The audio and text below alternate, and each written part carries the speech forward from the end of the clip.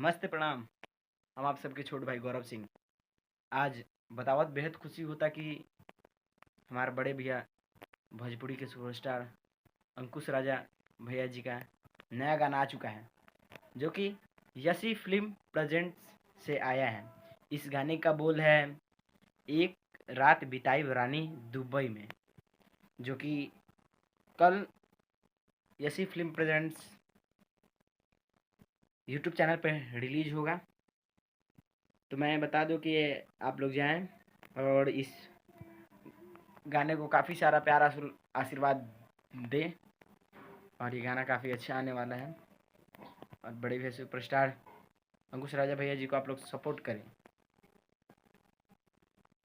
और बता दें कि ये काफ़ी अच्छा गाना गाते हैं और ये काफ़ी सुर्खियों में बने रहते हैं गाने के माध्यम से। तो आप लोग जाएं और ऐसी फिल्म प्रेजेंट्स को सब्सक्राइब करें और अंकुश राजा भैया जी को गाना जो कल आ रहा है वो सुने। और मेरे इस YouTube channel Sagar Singh entertainment को काफ़ी सारा प्यार आशीर्वाद आप लोग दे रहे हैं, तो मैं चाहूँगा कि आगे भी देते रहें। और इस वीडियो को लाइक शेयर कमेंट करें, और आगे वीडियो ऐसा ही आता रहे, इसके लिए आप लोग कमेंट कीजिए। धन्यवाद। हम गौरव सिंह।